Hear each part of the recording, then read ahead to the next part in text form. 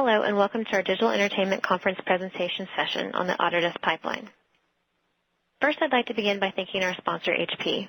HP and Autodesk have a long-standing history of collaboration, ensuring that Autodesk products are optimized for use on HP workstations. Why does Autodesk choose to work so closely with HP? It's simple. HP is a leader in the industry. HP is number one in total computer sales in all categories, with over $1 million in sales annually just in workstations. And HP is number one in sales into the media and entertainment market. Now I'd like to introduce our presenter, Marcel de Jong. Marcel specializes in Autodesk Maya, Motion Builder, and Mudbox for the film and television industries. His background is in industrial design, at which point he used Autodesk Auto Studio, before working as a digital effects consultant for studios such as DreamQuest Images, DreamWorks, Digital Domain, Warner Digital, Disney Feature Animation, and Sony ImageWorks. Before we move into the presentation, I'd like to review how you can submit written questions throughout the session. Simply type your question in the dialog box on the lower left corner of the screen and then click on the Submit button. We will respond to your questions as quickly as possible. We will also be conducting a live Q&A session at the end of the presentation. And now I'll turn the session over to Marcel. Welcome to the first presentation of the Autodesk Digital Entertainment Conference. This presentation is designed to precede the rest of today's demonstrations and provide a framework of information that hopefully will help you with some of the issues and questions you're currently facing. The reason why we wanted to start with a presentation on pipelines is so that we can better put solutions in context and focus on workflows rather than individual products.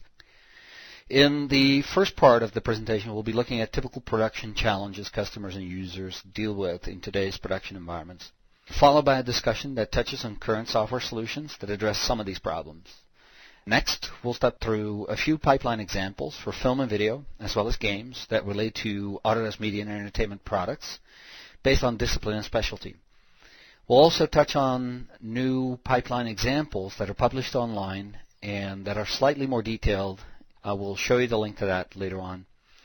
Lastly, we'll go over the entertainment creation suites as well as some of the new documentation regarding ROI and productivity of several current products compared to previous versions.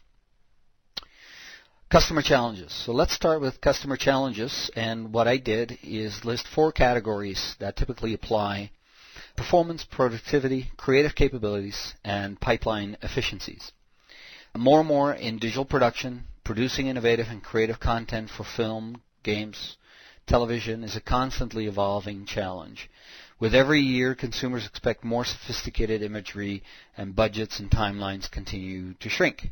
Meanwhile, new delivery mechanisms like stereo, higher resolutions, new generations of mobile gaming platforms, etc., combined with emerging trends such as virtual cinematography, performance capture, and digital distribution are causing studios to rethink their pipelines.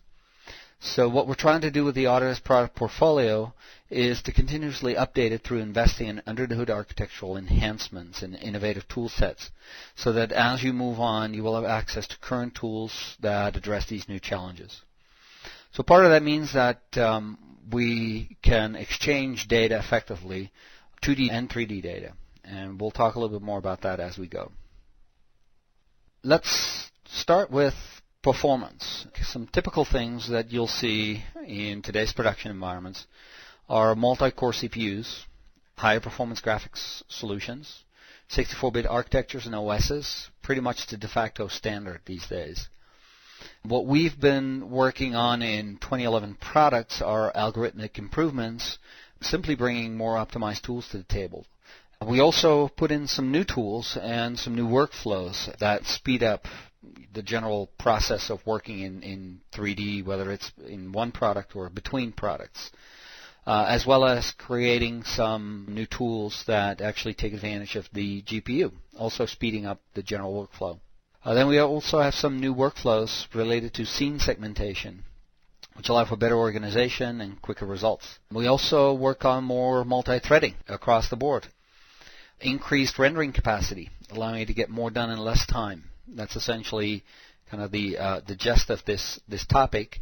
In general, all these items contribute to processing more data in less time. When it comes to productivity, one of the things that we try to focus on with 2011 products, streamlining some of the workflows. with things like one-click interops between Maya and Mudbox, for example, but that's not the only thing.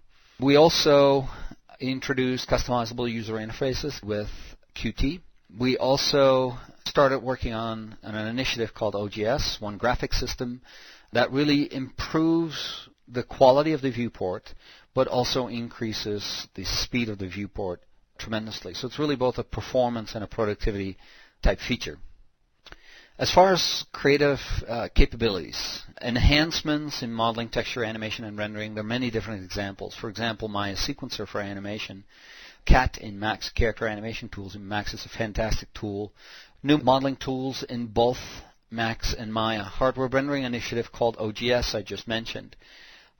The intuitive sculpting and painting techniques is a continuous effort in Mudbox to put in new tools. In terms of new tools in Mudbox 2011, posing tools, one of the things that we put in where you can actually create joints within your character and then control the weighting of those joints to pose and position your character, as well as a number of new painting and sculpting tools, new brushes, new functionality, new export functionality, the ability to be able to record movies, etc. New simulation capabilities. Softimage Ice is something that can actually work very closely with Maya in existing pipelines.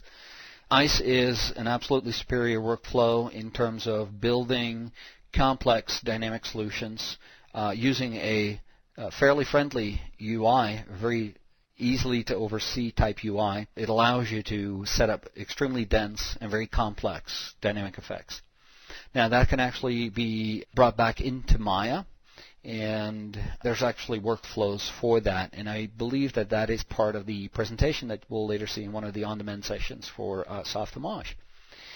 3D editorial, ability to be able to bring in Avid or Final Cut Pro editorial work is a huge advantage to be able to lay out scenes quickly and getting information into 3D as a guide to start plotting or laying out the work for whatever animation you're working on.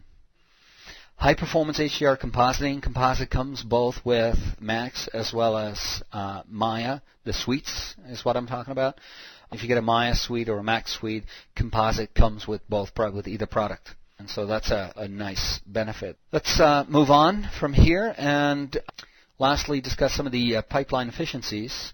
Some of the obvious things in here, and some of which I've already mentioned, is an intelligent data exchange workflow, which is generally accomplished through using something like FBX. FBX is an evolving product as well.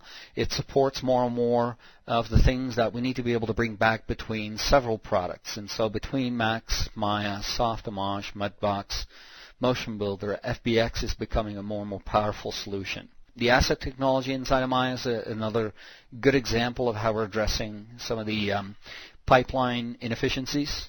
One-click interop with other Autodesk software solutions in general, fewer clicks in terms of interop and going back and forth between the different solutions. Also, greater compatibility with third-party formats. And so, for example, out of Mudbox into Photoshop, that's kind of a very critical link that we need to be able to get into. We're supporting more and more things. So let's move on and take a quick look at the film and video pipeline. I'd like to pause here for just a second and talk a little bit more about what we mean by a pipeline. When it comes to pipelines, in order to stay competitive, to meet budgets, and still be able to deliver quality and quantity of shots, the most important things to remember in a pipeline are, one, keep a pipeline current with tools and processes that facilitate the elimination of bottlenecks or eliminate the need for workarounds. Usually those are things that cause huge problems in pipelines. And what we call that is matching production needs with production solutions. This usually never happens at 100%, as I'm sure most of you are aware of. And so if not, a studio has to resort to, one, a workaround, two, a custom script, or three, go to custom development. Another point to remember when it comes to pipelines is to define early on standards and conventions before any work is done. Obvious one is naming, for example. Another point, a big one here that you should keep in mind is asset management and knowing exactly where versions of scenes or parts of scenes are located and how scenes are segmented through a clear process of referencing, labeling,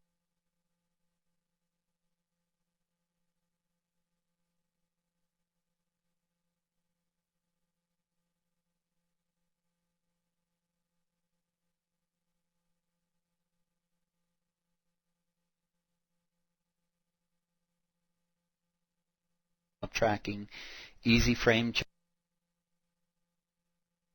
The quicker this process is, the quicker we can identify problems at render time. And of course, the very last step in this process would be to document successful parts of the pipeline so it could be replicated and taught or instructed quickly to new hires. So all these things are kind of big deals in the context of a pipeline. One last comment here is that pipelines, of course, are, and this is before we actually jump into a very generalized pipeline, they're unique for every studio and for every project. Moving on into the film video pipeline at a glance. So what we did is just lay out a series of nodes that address different parts of the pipeline, starting with the script all the way to film out and everything in between. Here's the simplest example, or rather flow, of a film pipeline, film video pipeline. And as you can see, we've included AutoCAD, Revit, and Inventor as well, which are non-M&E media and entertainment products, but which are included because we have dealt with a few studios now which have used these products in its entertainment setting primarily for set design. So in this flow you can see the categories of pre-production, assets, shots, and finishing. And naturally all this begins with the script. And also please remember that a lot of the following flow is highly iterative and or repetitive and or overlapping. And so the process of, for example, modeling textures in UVs and animation might actually start at the same time. It might overlap much more than what it looks like in this flow. And so this is highly generalized and highly simplified. So one of the things I'd like to do is kind of step through this process and highlight each of these nodes and the products that we have here that could typically be used in that process. So for the art node, this is where all the focus is on translating script to visuals. This is where artists create all the concept art related to characters, environments, vehicles, props, depending, of course, what kind of film it is. More and more this is done in digital tools to replicate what traditional tools have done for so long. Previs. Now Previs could actually list all of the tools that we saw at the very beginning. It could include some of the compositing, some of the finishing solutions. It could include something like AutoCAD. It all depends on what kind of previs you're doing. The previs process is essentially a simplified replication of the actual production process with the goal to replicate visuals and sequences that approximate final visual quality as close as possible and resolve problems such as timing. The next node here, modeling textures UVs. Again, something that may be done by different people in different departments, happens simultaneously, may happen as part of the previs process, may happen simultaneously to some of the art process that we already looked at. The products that we listed there, Maxmaya, Softimage, and Mudbox, I think need no further explanation. It's fairly obvious what we're trying to say here. Animation, I've included the finishing products there as well. Finishing products meaning flame, flare, smoke, and luster, because you can actually solve some of your animation problems in a very 2D fashion. In some cases, that's actually preferred. It's easier to do that way. So listed them here. It's not just animating 3D physical characters. We're including any animation done in 2D. That also counts for visual effects, things like flares, optical effects, glows, can just as easily and sometimes much more easily be created in 2D as opposed to 3D. Of course, this also applies to lighting and rendering. You can clearly light in both 2D as well as 3D. And then moving on to the last three nodes of this process, compositing, editing, and grading, color grading. Traditionally, the last three nodes in this process we've called finishing, and as we speak, we continuously build better and faster ways to take data, even from this far into the process, to take data from here back into earlier parts of the pipeline, or the other way around. And I can think of a Maya Flame interoperability, for example. So, compositing, editing, and grading, and then at some point we do get to film out. So the products that we've listed there are smoke for editing, flame for compositing, luster for grading. The pipeline you just saw is clearly a very generalized and high-level example of what a pipeline actually looks like. On our website, we've posted a slightly more in-depth example of this production flow, which you see in the slide. The examples we posted online are distinctly different for film as they are for games. And this example flow kind of explains in a little bit more detail as to what the process of filmmaking actually looks like. Again, we have to still make fairly large generalizations here, and there are many exceptions to this, of course. It all depends on what kind of film, what kind of project you're working on. For example, a video pipeline can look more like a film pipeline, although there are numerous exceptions there as well. So please check out autodesk.com/modern pipeline. You can see the link listed there at the very bottom. Now, we've looked at a highly simplified form of the film pipeline. Let's spend a little bit on the game side of things. On the game side of things, you can see that the product lineup is similar but somewhat different. For example, you can see that Max, Maya, Soft, Motion Builder, Mudbox, Sketchbook are all there. Then we have a series of middleware products that we've listed. And then at the very right, I've isolated this because it's not used a lot, but there is use for this in even something like games companies, especially things related to cinematics or any kind of asset creation that needs to be more accurate, that needs to represent sets. So AutoCAD Inventor and Revit are listed here as well. We've also done this for consistency's sake. But let me just back up a little bit, and we'll get to some of that later on. HIK has been around for a while, as well as Kinapse, which is AI-type software, middleware software. HumanIK is something that exists in Maya, it exists in Motion Builder, it exists in different parts, different products that we use, and it exists as middleware. And then we have Beast, which is essentially the runtime component for real-time lighting. As a subset of that, there's also something called Ernst, which is a previous component that allows you to prototype and test lighting setups. Now, there's also something called Turtle, which is more like a plugin as opposed to a standalone. Turtle is a plugin to Maya that has a software rendering component, but is primarily used to create baked maps like ambient occlusion, normal, and of course lighting maps or light maps. So I've listed them both there as part of the game's workflow. Now, on some of these nodes, we're looking at a very similar type of workflow in games. So if we look at the art node, this is where all the art gets created, all the characters, all the vehicles, all the props, etc. In terms of a live-action project on the film side versus a game, that's where things really start to differ. As soon as a film becomes fully animated, then the process, the beginning part of the pipeline, the pre-production aspect of it, is actually not all that different from games.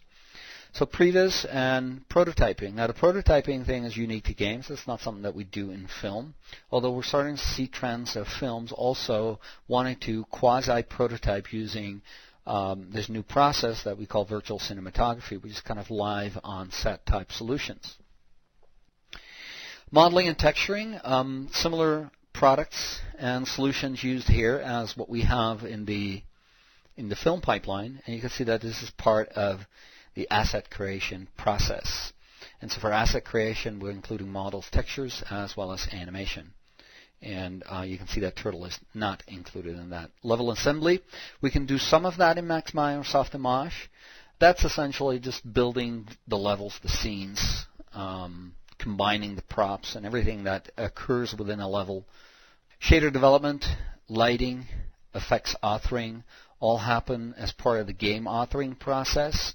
So the process of game authoring includes all of these, and we've also listed cinematics here because cinematics are usually in-game cinematics. These days, they are all in-game cinematics.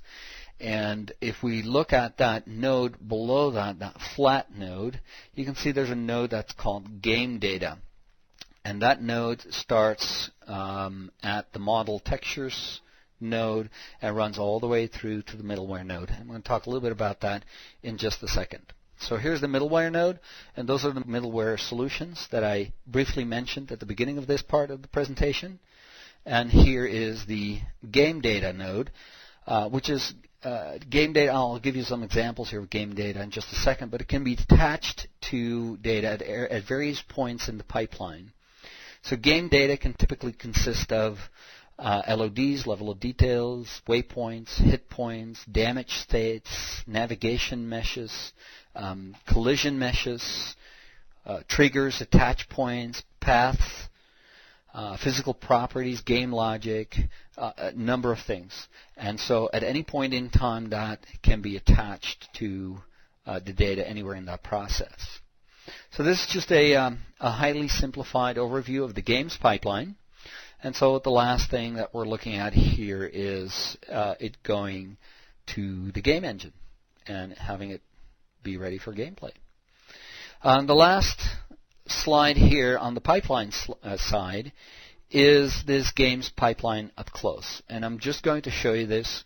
You can see that the categories that we listed, game design and asset creation, as well as game authoring, levels, environments, on the right of the slide are matching the ones that kind of were sitting in the background of our highly simplified pipeline. So here's a slightly more detailed process, and this process is also published online, so you can access it there and take a look at it. The next component here I'd like to bring up real quick is something called, there's an initiative at Autodesk called DEC, Digital Entertainment Creation, which is this initiative that is focused on enabling creative collaboration, which in turn enables customers to innovate. The other thing is that through DEC, creative tools are offered, real-time interaction, immersive creative experiences, preservation of creative intent, and it facilitates communication of creative ideas.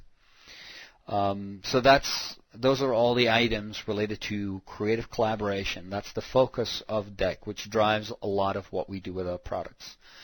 When it comes to production efficiencies, DEC solutions allow more efficient workflows, more efficient flows of information in terms of information streaming from one part of the process to another through richer, more intelligent assets. And then skipping or moving on to ROI and productivity benchmarks. These are this is commissioned research that we've done by an independent party which shows ROI and productivity benchmarks related to several products. Pfeiffer Consulting, an independent technology research institute and benchmarking firm, quantified specific performance, productivity, and efficiency gains in Maya and Max 2011 as compared to earlier versions. So it illustrates how you can increase your ROI by roughly $16,000 to $20,000 per workstation per year for anyone considering an upgrade in 2011. Of course, this depends a little bit on how you work and what you do, what version you're coming from. So let's just open the Max 2011 productivity benchmarks, and you can see that there's an index here of all the things that have been tested and that have been qualified and quantified. And if we move over in here, you can see how this discusses CAT, the CAT tools, character animation tool set inside of Max, and how it compares to the latest versions. Okay, so moving on from here, I want to discuss the Entertainment Creation Suite real brief. There's two Entertainment Creation Suites currently available. There's the Max Entertainment Creation Suite and the Maya Entertainment Creation Suite. So if you look over on the left, you can see there's a listing of all the products that may or may not be included. So there's Max Maya Soft Image, Motion Builder Mudbox, then there's Composite based on Toxic Technology, and then two products that are only added if you go on subscription. So you can see there's Image Modeler and Match Mover. So in the first column here, you can see there's the Max Entertainment Creation Suite, which includes, of course, Max, and then Motion Builder Mudbox and Composite.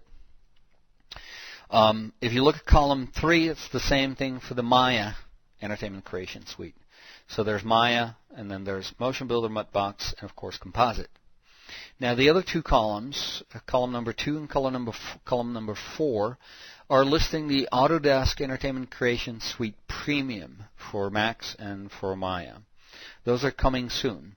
And what those two suites add to either the Max Entertainment Creation Suite or the Maya Suite is Softimage. And so at that point you can actually take advantage of some of the fantastic technology we have in Softimage. If you then add subscription to that, you will also get Image Modeler and Match Mover. Let's move on to the last of slides here, which is a list of sessions that we've put together for you today. And you can see that all these sessions are 1 hour. These sessions are running at specific times during the day, except for the on-demand sessions. Of course, they start whenever you start them. And that is all I have for you today. Thank you very much.